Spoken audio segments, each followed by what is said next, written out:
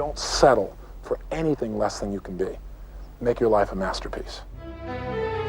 This is a series about how Sigmund Freud's ideas about the unconscious mind have been used by those in power to control the masses in an age of democracy. Last week's episode showed how Freud's ideas spread throughout America in the 1950s. They were promoted by his daughter Anna and by Freud's nephew Edward Bernays, who invented public relations. He brought Freud's theories into the heart of advertising and marketing. A man like you, with a car like this.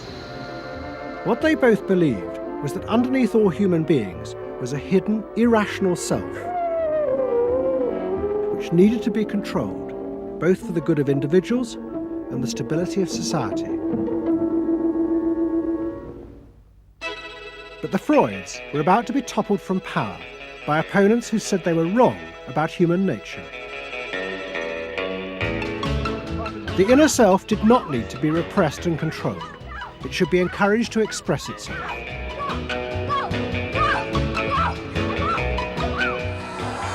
Out of this would come a new type of strong human being and a better society. But what in fact emerged from this revolution was the very opposite. An isolated, vulnerable, and above all greedy self, far more open to manipulation by both business and politics than anything that had gone before. Those in power would now control the self, not by repressing it, but by feeding its infinite desires.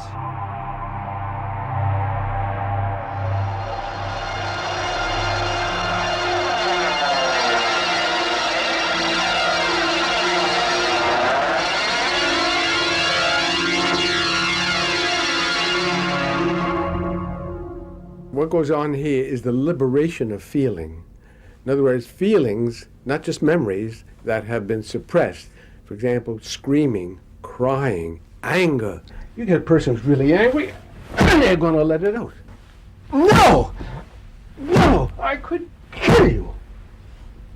I'm an old man. Listen, I can't get all the strength into this that young people would get if they have those feelings.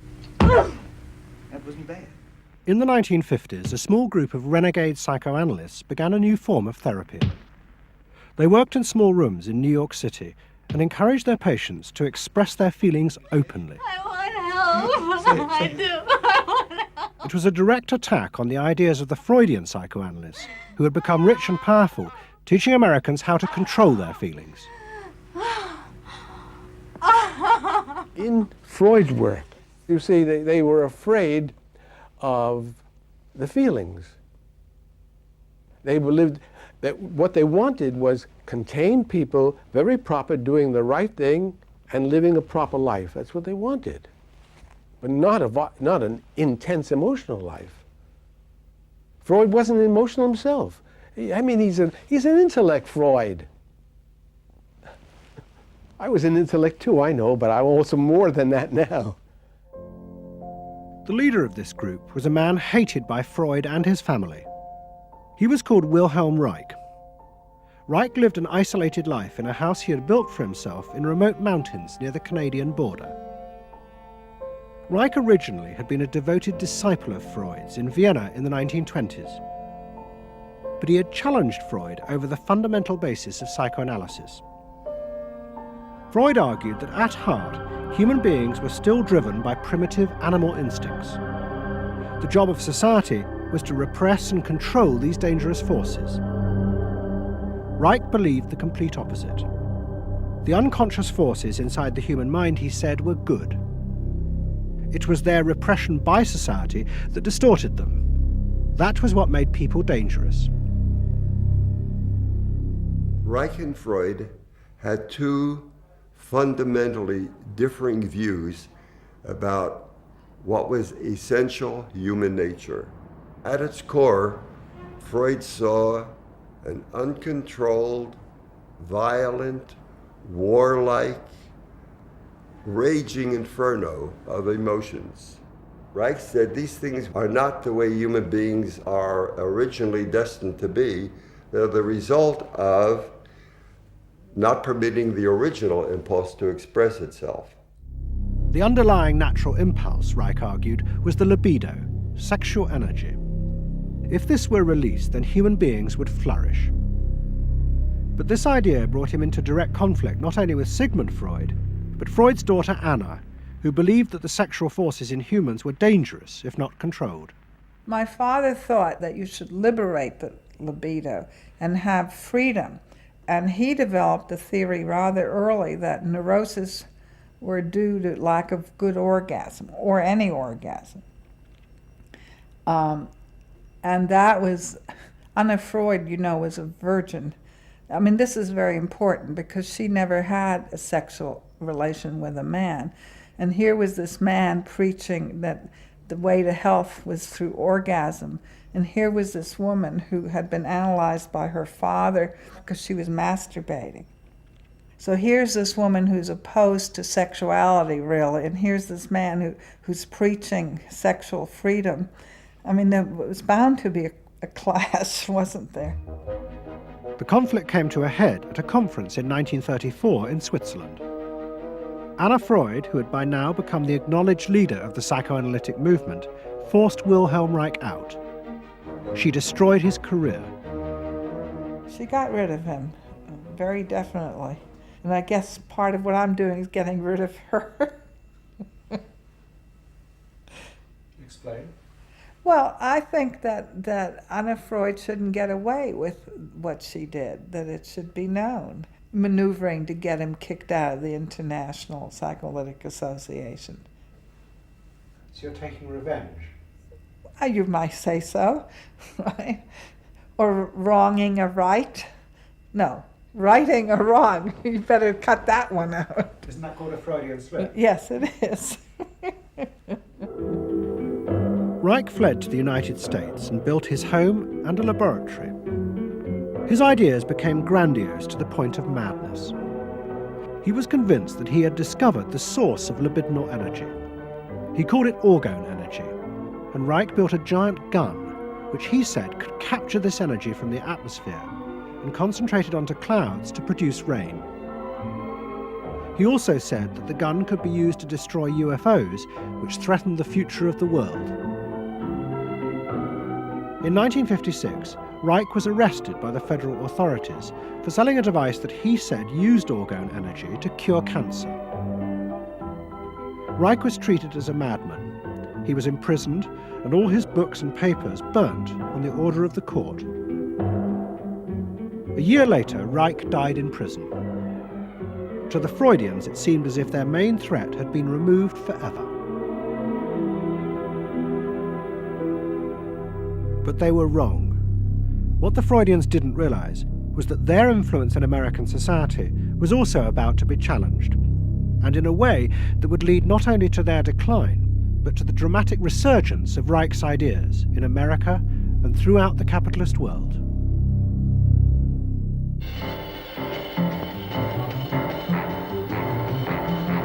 The consumer is king. His whim makes or unmakes manufacturers, wholesalers, and retailers. Whoever wins his confidence wins the game. Whoever loses his confidence is lost. By the late 50s, psychoanalysis had become deeply involved in driving consumerism in America. Most advertising companies employed psychoanalysts, and as last week's episode showed, they had created new ways to understand consumers' motives, above all with the focus group, in which consumers free associated their feelings about products. Out of this came new ways to market products by appealing to the hidden unconscious desires of the consumer. Neutral stimulus, Memorability, sheer deception, great. Tilt-away steering wheel, symbolic. A dream thing, the mistress. Something intimate is going on. But in the early 60s, a new generation emerged who attacked this. They accused American business of using psychological techniques to manipulate people's feelings and turn them into ideal consumers. Advertising was manipulation. It was a way to get you to do something that didn't come out of you. It came out of somebody else. Somebody else said, this year you should be wearing powder pink shirts with matching powder pink buck shoes. And I said, why? That's not who I am. That's who somebody else is. They wanted you to be somebody who would buy their stuff. This whole feeling of being somebody else's tool. I don't want to be that. I don't want to be somebody else's man. I want to be me. In the mid-60s, a protest movement began on America's campuses. One of the students' main targets was corporate America. They accused the corporations of brainwashing the American public. Consumerism was not just a way of making money, it had become the means of keeping the masses docile, while allowing the government to pursue a violent and illegal war in Vietnam. The student's mentor was a famous radical philosopher called Herbert Marcuse. Marcuse had studied psychoanalysis and was a fierce critic of the Freudians. They had, he said, helped to create a world in which people were reduced to expressing their feelings and identities through mass-produced objects. It resulted in what he called one-dimensional man, conformist and repressed. The psychoanalysts had become the corrupt agents of those who ruled America. It was one of the most striking phenomena to see to what extent the ruling power structure could manipulate, manage and control not only the consciousness but also the subconscious and unconscious of the individuals. And this took place on a psychological basis by the controls and the manipulation of the unconscious primary drives which Freud stipulated. Think about it, dear American people out there. You hear him, huh? You're all brainwashed, kiddies. You're all brainwashed. That's why you're here. They're saying right now, kill the bum. Look, I look at you in the living room. You know, you're saying, kill me.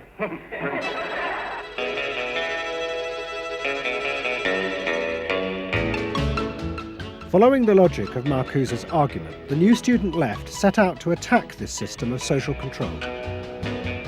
It was summed up in the slogan, "There is a policeman inside all our heads. He must be destroyed." And that policeman was going to be destroyed by overthrowing the state and the corporations that had put him there. One group, the Weathermen, began a series of bomb attacks on companies that they said both controlled people's minds through consumer products and made the weapons being used in Vietnam. There's no way to be committed to nonviolence in the middle of the most violent society that history's ever created. I'm not committed to nonviolence in any way. We want to live a life that isn't based on materialistic values, and yet the whole system of government and the economy of America is based on profit, on personal greed and selfishness. So that in order to be human, in order to love each other and be equal with each other and not place each other in roles, we have to destroy the kind of government that keeps us from asserting our positive values of life. But the American state fought back violently. At the Democratic Convention in Chicago in 1968, the police and the National Guard were unleashed to attack thousands of demonstrators. It was the start of a phase of ruthless repression of the New Left in America. It culminated in the killing of 4 students at Kent State University 18 months later. In the face of this, the left began to fall apart. We had met the force of the state. It was much bigger and stronger and more powerful than we realized. And at that point, what seemed to happen was that there was a change in tactics. Confronted by this violent repression, many in the New Left began to turn to a new idea. If it was impossible to get the policeman out of one's head by overthrowing the state, instead one should find a way of getting inside one's own mind and removing the controls implanted there by the state and the corporations. Out of this would come a new self, and thus a new society.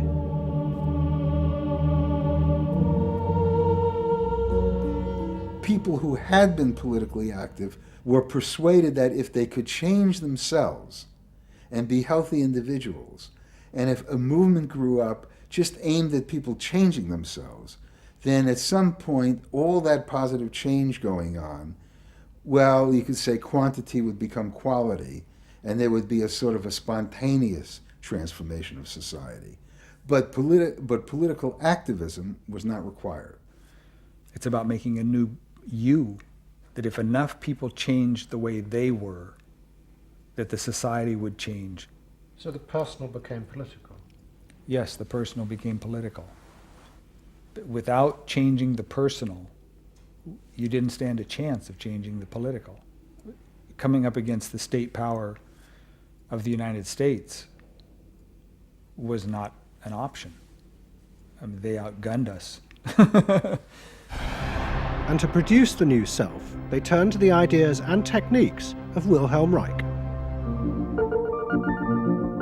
Since his death, a small group of psychotherapists have been developing techniques based on Reich's ideas. Their aim was to invent ways that would allow individuals to free themselves from the controls implanted in their minds by society. Their center was a tiny old motel on the remote coast of California. It was called the Esalen Institute. The dominant figure at Esalen was a psychoanalyst called Fritz Perls. Perls had been trained by Reich and had developed a form of group encounter in which he pushed individuals to publicly express the feelings inside them that society had said were dangerous and should be repressed. It's a basic fear of that thing inside me, like a little demon in there. It doesn't come out very often. It's really hard to get it out. Now put the thing inside you on that chair and talk to it. Perls used to call this getting on the hot seat in front of a group. If this were the hot seat and you were Perls, and you would guide me into this process of self-enactment, self-revelation, of staying present to all the parts of yourself and noticing it, and then taking ownership of this. As the demon? Yeah. Yes, I can come out. I can come right out of him, and I can push him aside. So that you, say you. I can push you aside. Yeah. Be the demon with each one of us. I can make you all cry. I can make you all feel terrible. Maybe even forever. I can make this mouth here, do things and say things. I can almost destroy anyone, each one of you, if I get out. There isn't one of you that I would spare. Not even you. Yeah. How do you feel now? I feel better. I feel very honest. Yeah. And you notice the increase of power. In other words, taking ownership of who you are and how you act and how you feel. Your whole being in the world. In other words, giving you autonomy, owning your freedom. I'm frightening. When I have my power, I am frightening. Say, I frighten you with my power. I frighten you with my power. Now, where do you feel your power? In your hands? In your muscles? Where else? Wake up! I want you to do for me, God damn you! Okay. Stop it. You. It was not phony movement. That's what I wanted to do, and I did it. What Perls and others working at Esalen believed was that they were creating ways that allowed individuals to express their true inner selves. I want them to applaud for me. Out of this, they believed, would come new autonomous beings free of social conditioning. To the left, defeated in the wake of Chicago, it was an enormously attractive idea. These techniques could be used to unleash a new, powerful self, strong enough to overthrow the old order.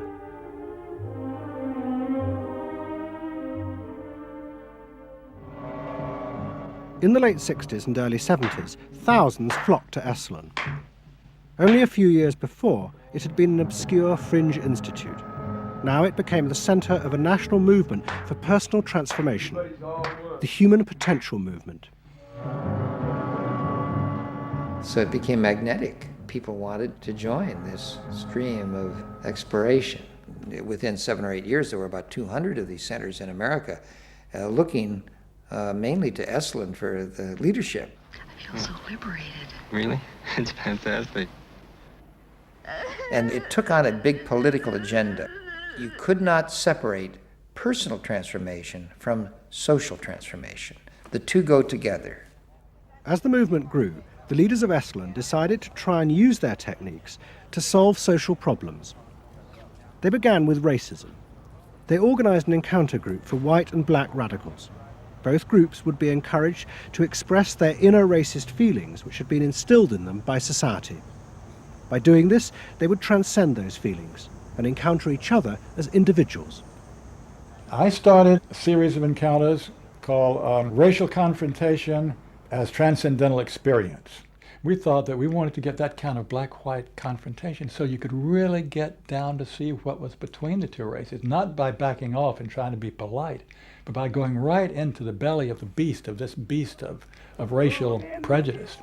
And these were extremely dramatic. These were the toughest workshops ever convened at Esalen Institute. I'm looking at you, Whitey. You got clothes on. You got shoes on. You're just so sure looking at me, huh? You got the goddamn police in the neighborhood.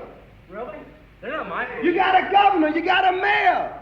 Oh, really? You got the president. You got ambassadors. You can vote, too. You got jets in Vietnam. That's the benefits of slave labor. You got buildings, skyscrapers that you dominate and control economically and politically. And tell me that it's not yours. It's yours, too. Then the blacks all got together and attacked the whites. And they just let us have it. What they call it was peeping somebody. Peeping somebody means peeping into their secrets, into their phoniness and so forth. Like the white liberal. Oh, they really got onto the white liberal, you know. So don't give me no shit about I'm free. You're a goddamn liar, you white pink son of a bitch, you. Yeah, I wanna know what you came down here for. You want a black buck, huh? Yep. You looking for a stud? Huh? Well, what did you come here for? You're sitting there with your legs all gap wide open, showing your drawers. Now, what'd you come here for? The black-white encounter groups were a disaster. The black radicals saw it as an insidious attempt to destroy their power. By trying to turn them into liberated individuals, Esalen was removing the one thing that gave them power and confidence in their struggle against racism, their collective identity as blacks.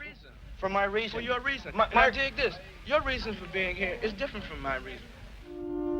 So the human potential movement turned to another social group who they believed would benefit from personal transformation. Nuns. And this time they were more successful. The Convent of the Immaculate Heart in Los Angeles was one of the largest seminaries in America. A group of radical psychotherapists approached the convent. They wanted to try out their techniques for personal liberation on individuals whose identities were defined by a series of external rules which they had deeply internalized. The convent, anxious to appear modern, agreed to the experiment. And we did weekend encounter workshops for several hundred Immaculate Heart nuns. Nuns who were reserved, and they tended to be more reserved than other normal people, were told, don't be so reserved, let it all out. You're a good person. You can afford to be who you really are. You don't need to play the role of a nun. You don't need to keep downcast eyes. And prudence is an oversold virtue. You're trying to assert yourself, trying to find out who you are, who you're becoming. At the same time, you're trying to live a life of dedication, of service, and you're trying to make all these things fit into who you are, and you're just, you know, it's such a turmoil at times that you just blow a gasket and do silly, crazy things, you know. Running around the orchard and stealing oranges and taking Cokes out of the refrigerator and crazy things. I felt like I was being a hypocrite, and I wanted people to respect me for what I was, not for what I was wearing. And so I'm glad for the change. You feel frightened, but you'll go on. Oh, yeah, I'm scared to death, but it's worth it. The experiment began to transform the convent.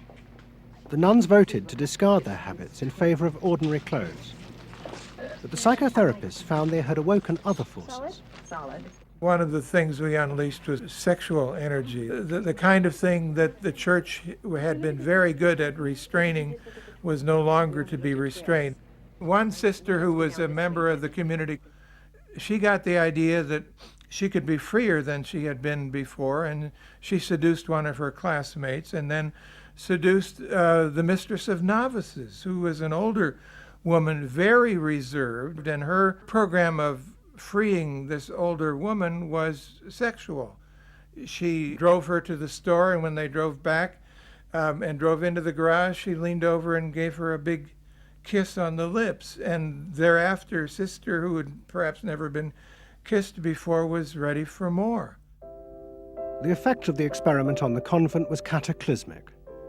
Within a year, 300 nuns, more than half the convent, petitioned the Vatican to be released from their vows. And 6 months later, the convent closed its doors. All that was left was a small group of nuns, but they had become radical lesbian nuns. The rest gave up the religious life. They gave up being nuns. They did, yeah, they became persons. By the late 60s, the idea of self-exploration was spreading rapidly in America. Encounter groups became the center of what was seen as a radical alternative culture based on the development of the self, free of a corrupt capitalist culture. We just want the freedom to be ourselves, and that's for love, for experience, positive way of life. We don't say that you're wrong. We just want to be free to be what we want to be, or what we find ourselves to be, as we continue to search ourselves. And it was beginning to have a serious effect on corporate America, because these new selves were not behaving as predictable consumers. The life insurance industry in particular was concerned that fewer and fewer college students were buying life insurance when they left university. They asked Daniel Yankelovich, America's leading market researcher, to investigate. He had studied psychoanalysis. The life insurance business, more than any other business at the time, was built on the Protestant ethic. You only bought life insurance if you were a person who sacrificed for the future. If you lived in the present, you had no need for life insurance. So they had some sense that maybe the sort of core values of the Protestant ethic were being challenged by some of these new values that were beginning to appear. And I was really astonished at what I found. The conventional interpretation, the dominant interpretation, was that it had to do with political radicalism. But, it was clear to us that that was a mask, a cover. The core of it had to do with self-expressiveness. That this preoccupation with the self and the inner self, that was what was so important to people. The ability to be self-expressive. Wow, what a feeling! 300 miles to go. What out of sight. Yankelovich began to track the growth and behavior of these new expressive selves. What he told the corporations was that these new beings were consumers, but they no longer wanted anything that would place them within the narrow strata of American society. Instead, what they wanted were products that would express their individuality, their difference in a conformist world, the very things that US corporations did not make. Products have always had an emotional meaning. What was new was individuality. The idea that this product expresses me, and whether it was a small European car, the particular music system, Relaxation. your presentation of self, your clothing. For immediate energy from our muscles and relaxation. These become ways in which people can spend their money in order to say to the world who they are. But the manufacturers, they had no idea of what was going on, really, with consumers and in the market at large. Major advertising companies set up what they called operating groups to try and work out how to appeal to these new individuals. The head of one agency sent a memo to all staff. We must conform, he told them, to the new nonconformists. We must listen to the music of Bobby Dylan and go to the theatre more. But the problem was, few of the self-expressive individuals would take part in focus groups. The advertisers were left to their own devices. There's a new cereal that tastes so right. Makes you dance, it's a way out of sight. It's tasty little squares of malted wheat. It's crispy and it's crunchy and it tastes so neat. Faster though. That's what I'm saying. Use a folk rock with more rock than folk. And there was an even more serious problem. To make products for people who wanted to express themselves would mean creating variety. But the systems of mass production that had been developed in America were only profitable if they made large numbers of the same objects. This had fitted perfectly with the limited range of desires of a conformist society. The expressive self threatened this whole system of manufacture. And the threat was about to grow rapidly. Go! Because an entrepreneur had invented a way of mass-producing this new independent self.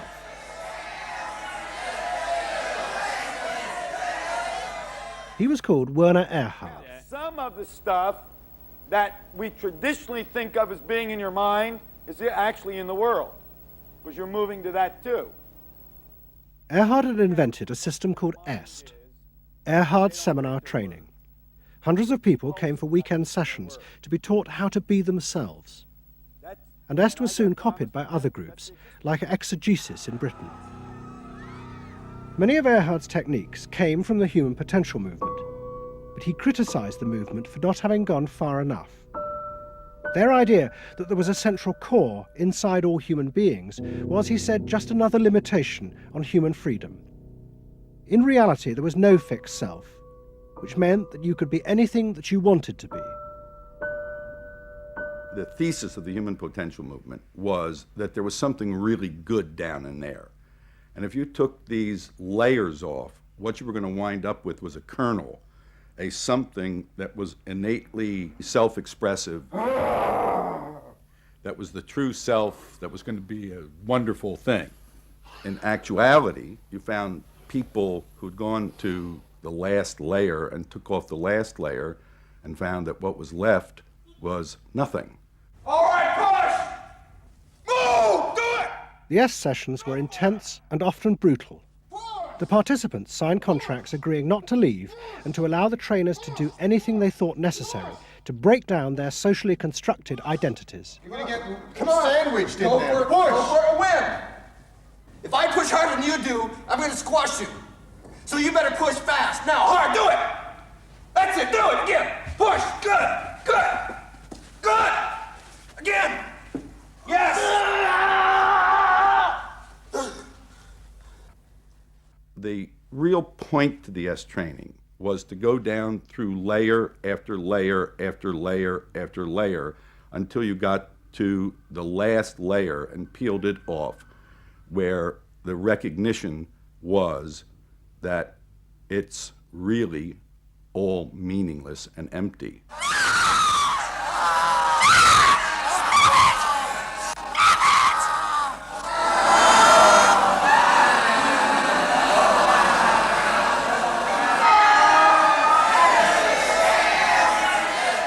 Now, that's existentialism's endpoint.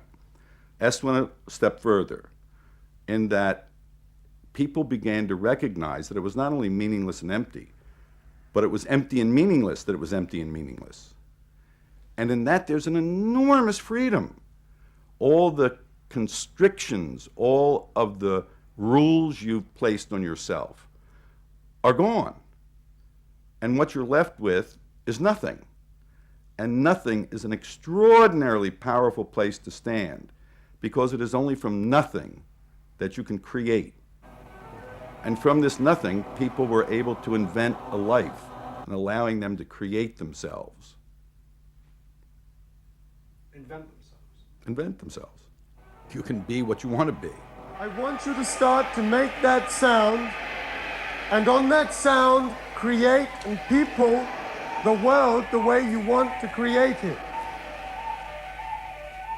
What Earhart did was to say that only the individual matters, that there is no societal concern, that you living a fulfilled life is all you need be concerned about. Est people came out of those trainings feeling that it wasn't selfish to think about yourself, it was your highest duty. So kiss me and smile for me, tell me that you'll wait for me, hold me like you'll never let me go. The training is 2 weekends, and it was quite an incredible experience in my life. I'll forever be grateful for the experience. I got a great deal out of it. We really want to know who we are. There are things going on. We learn more and more about ourselves all the time, and to really find out what it is that makes us tick and how we are discovering ourselves. Est became hugely successful. Singers, film stars, and hundreds of thousands of ordinary Americans underwent the training in the 1970s. But in the process, the political idea that had begun the movement for personal transformation began to disappear. The original vision had been that through discovering and expressing the self, a new culture would be born, one that would challenge the power of the state. We will not let them separate our culture from our politics. We are a people. We are all together. But what was now emerging was the idea that people could be happy simply within themselves, and that changing society was irrelevant. One of the proponents of this was Jerry Rubin. In 1968, Rubin, as leader of the Yippies, had led the March on Chicago, but now he had undergone Est training. I was willing to die, and I had a martyr complex in a sense. I think we all did. And I've given up that ideal of sacrifice. And I'm not as overwhelmingly moved by injustice as I was. And now we reincarnated ourselves from within. Basically, the politics were lost and totally replaced by this lifestyle. And then the desire to become deeper and deeper into the self. By now, a grandiose sense of the self. And my good friend and one of the original Yippie founders, Jerry Rubin, definitely moved in that direction. And I think he was beginning to buy into the notion that he could be happy and fully self-developed on his own. Socialism in one person. Yes. Was he alone in that trajectory? Although that, of course, is capitalism. That's the whole joke. I think it's funny. I think it's funny because people spend so much of their life being bedeviled by their past and being locked into their past and being limited by their past. And there's an enormous freedom from that. Letting people create themselves. Est was only the most vivid and intense expression of an idea that was spreading rapidly through all strata of American society. Books and television programs promoted the idea that one's first duty was to be oneself. And those monitoring this shift were astonished at the speed with which the idea was spreading. In 1970, it was a small percentage of the total population, maybe 3 to 5%. By 1980, it had spread to the vast majority of the public, up to 80%. You asked the question, how do you get self-actualized? You take this day and you say, when I shave every morning, I look in that mirror, I say to myself, I really say this, I say, nobody is going to ruin this day for you, Wayne Dyer, nobody. That this preoccupation with the self and the inner self traveled and spread throughout the society in the 1970s. It helped me to stop living in the past and start building from today and using my experiences in a positive way to be a better person today and tomorrow. But then the problem comes, well, how do you be self-expressive? And it was at this point that American capitalism decided it was going to step in and help these new individuals to express themselves, and in the process make a lot of money. The first thing they were going to do was to find a way of getting inside their heads, to discover what these new beings wanted in order to be themselves. This came not from Madison Avenue, but from one of the most powerful scientific research institutes in America. Stanford Research Institute in California worked for corporations and government. It had done much of the early work on computers and was also working for the Department of Defense on what would become the Star Wars project. In 1978, a group of economists and psychologists at SRI decided to find a way to read, measure, and fulfill the desires of these new, unpredictable consumers. The idea was to create a rigorous tool for measuring a whole range of desires, wishes, values that prior to that time had been kind of overlooked. They say in business, what gets measured gets done. We were basically telling manufacturers, if you're really going to satisfy not just the basic needs, but individuated wants, whims, and desires of more highly developed human beings, you're going to have to segment. You're going to have to individuate. To do this, SRI turned for help to those who had begun the liberation of the self. In particular, one of the leaders of the human potential movement, a psychologist called Abraham Maslow. Through observing the work at places like Esalen, Maslow had invented a new system of psychological types. He called it the hierarchy of needs, and it described the different emotional stages that people went through as they liberated their feelings. At the top was self-actualization. This was the point at which individuals became completely self-directed and free of society. The team at SRI thought that Maslow's hierarchy might form the basis for a new way to categorize society, not by social class, but by different psychological desires and drives. To test this, they designed a huge questionnaire with hundreds of questions about how people saw themselves, their inner values. The questions were designed to see whether people fitted into Maslow's categories. We were trying to find out what people really felt like. So we asked these really penetrating questions, and we hired a company that administers surveys, to do them. They said they've never seen anything like it.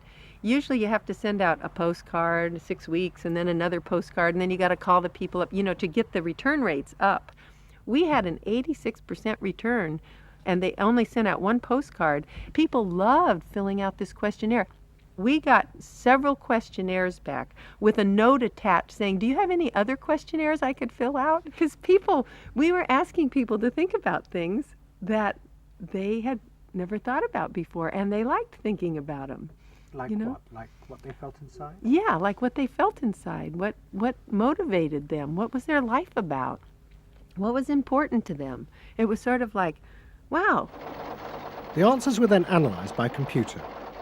It revealed that there were underlying patterns in the way people felt about themselves, which fitted Maslow's categories. And at the top of the hierarchy were a large and growing group which cut across all social classes. The SRI team called them the inner directeds. These were people who felt they were not defined by their place in society, but by the choices they made themselves. But what SRI discovered was that these people could be defined by the different patterns of behavior through which they chose to express themselves. Self-expression was not infinite. It fell into identifiable types. And the SRI team invented a new term for it: lifestyles. They had managed to categorize the new individualism. They called their system Values and Lifestyles, VALS for short. At the forefront of this change are three new VALS groups we call inner directed. These are people for whom personal satisfaction is more important than status or money. They tend to be self-expressive, complex, and individualistic.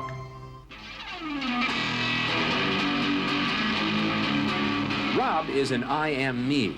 I Am Me's are searching for new values, breaking away from traditions and inventing their own standards. Rob even invented his own name, Rob Noxious. Jody is an experiential.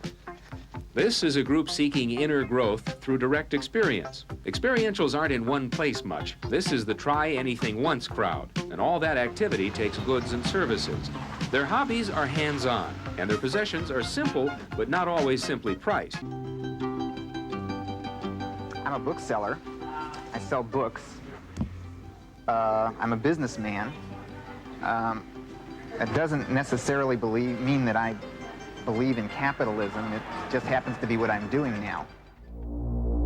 SRI created a simplified questionnaire with just 30 key questions. Anyone who answered them could be immediately fitted into a dozen or so of these new groups. It allowed businesses to identify which groups were buying their products, and from that, how the goods could be marketed, so they became powerful emblems of those groups' inner values and lifestyles. It was the beginning of lifestyle marketing. So it allowed people not just to look at people as demographics, group of age and income and whatever, but to really understand the underlying motivations. I mean, most of marketing was looking at people's actions and trying to figure out what to do.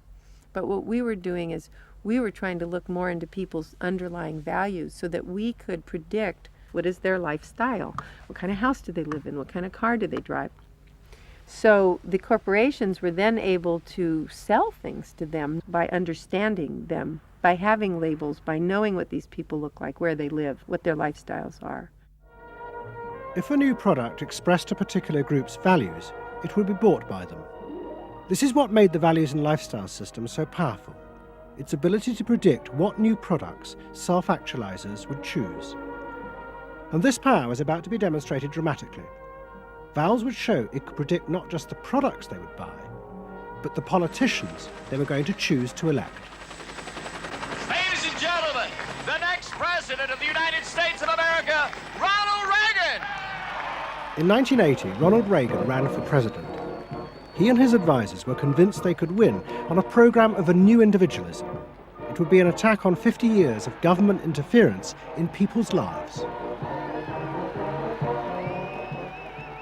I wrote a speech about let the people make the basic decisions, get judges out of the way, get bureaucrats out of the way, get centralized government out of the way. I gave Reagan a choice of several titles for the speech, and the one he picked was let the people rule.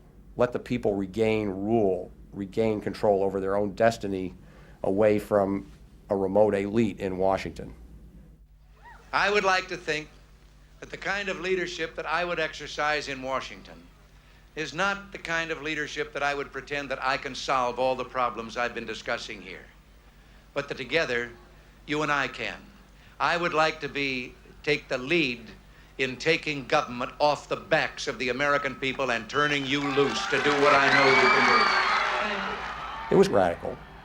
Moderate Republicans thought it was suicide. Jimmy Carter called it ridiculous. The press was extremely negative. But the odd thing is that it polled very well in New Hampshire, which was the first primary state, the state that we had to win. What was odd was that there seemed to be a strange mosaic of support for Reagan's policies. The traditional pollsters could see no coherent pattern across class, age, or gender. But those who had designed the values and lifestyle system believed that they knew why. They were testing their system in both America and Britain. And they were convinced that both Reagan's and Mrs. Thatcher's message about individual freedom would appeal to the group at the top of their hierarchy, the inner directeds, because it fitted with the way they saw themselves. They were really concerned about being individuals, being individualistic. And so in the early stages, when we were looking at the messages that both Thatcher and then Reagan were putting across, we said, they are using words that will really appeal to a lot of the younger people, and particularly to the people who are moving towards self-actualization. We call them the inner-directed people. A lot of our colleagues said, that's absolutely ridiculous, because inner-directeds are very socially aware, very socially concerned. They'll never vote Conservative, or they'll never vote for the Republicans. But we said, If Thatcher and Reagan continue to appeal to them in this way, they really will. And I vision leadership in taking government off your backs and turning you loose to do what you can do so well. Thank you very much.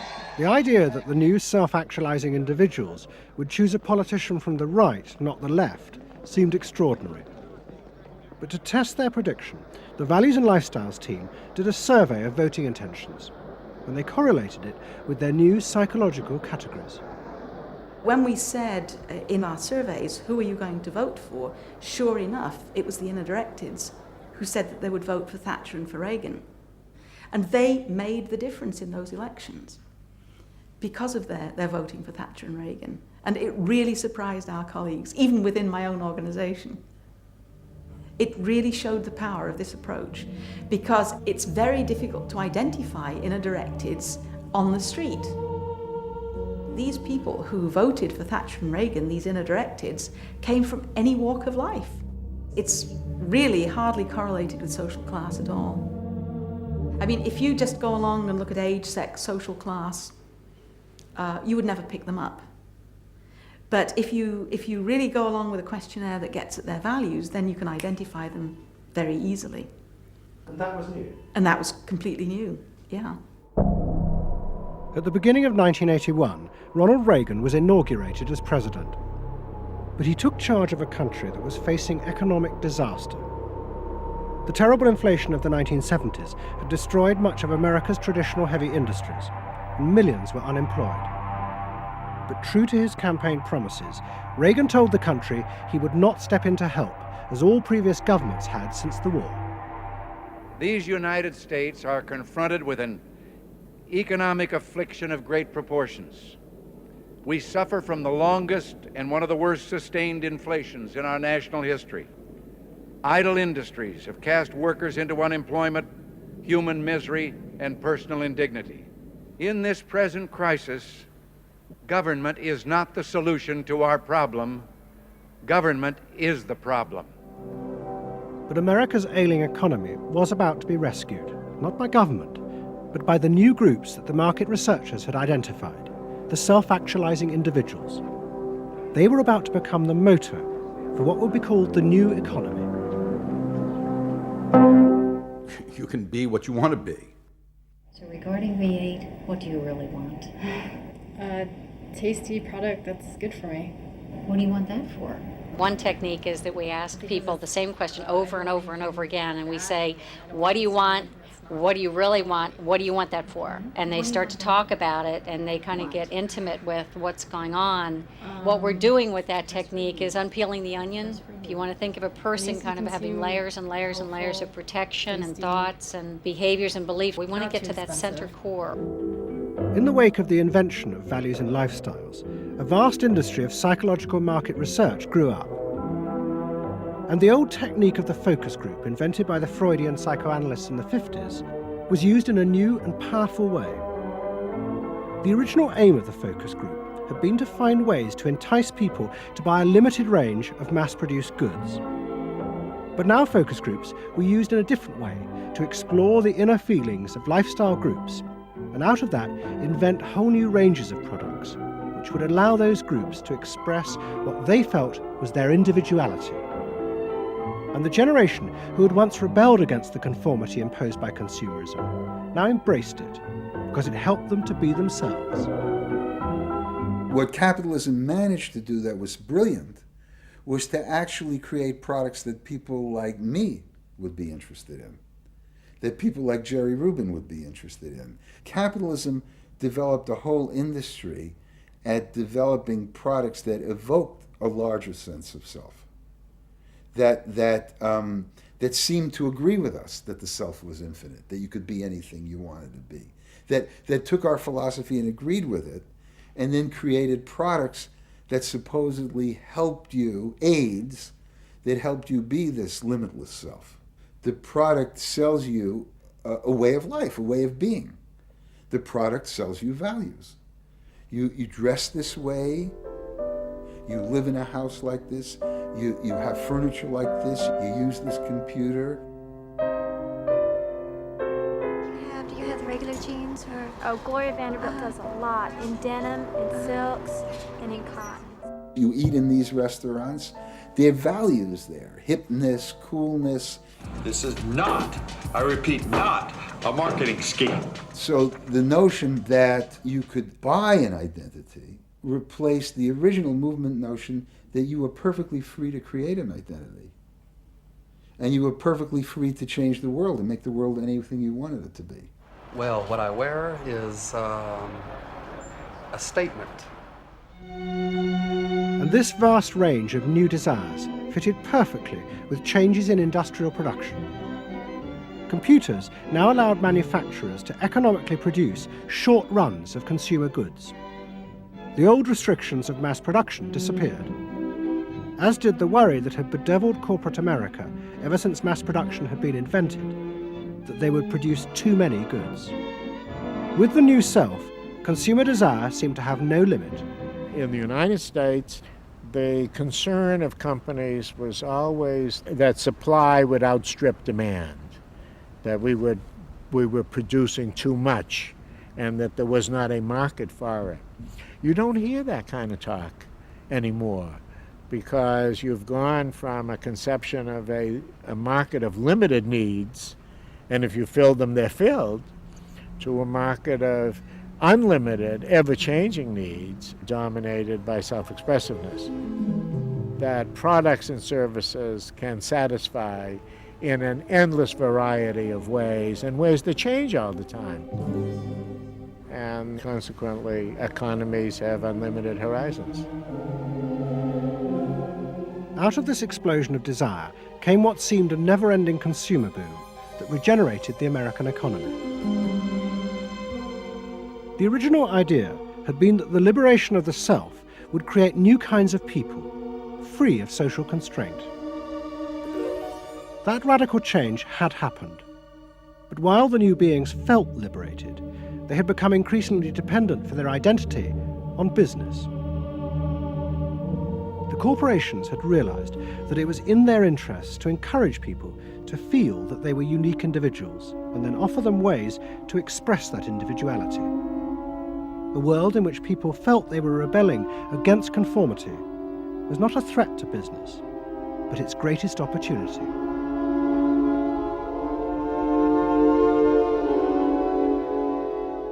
It was, in a sense, the triumph of the self. It was the triumph of a certain self-indulgence, a view that everything in the world and all moral judgment was appropriately viewed through the lens of personal satisfaction. Indeed, the ultimate ending point of that logic is that there is no society.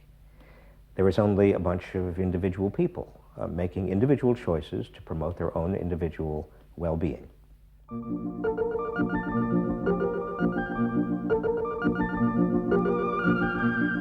Next week's episode tells the story of how politicians on the left, in both Britain and America, turned to the techniques developed by business in order to regain power. But what they didn't realize is that what had worked for business would undermine the very basis of their political beliefs. They would find themselves trapped by the greedy desires of the new self.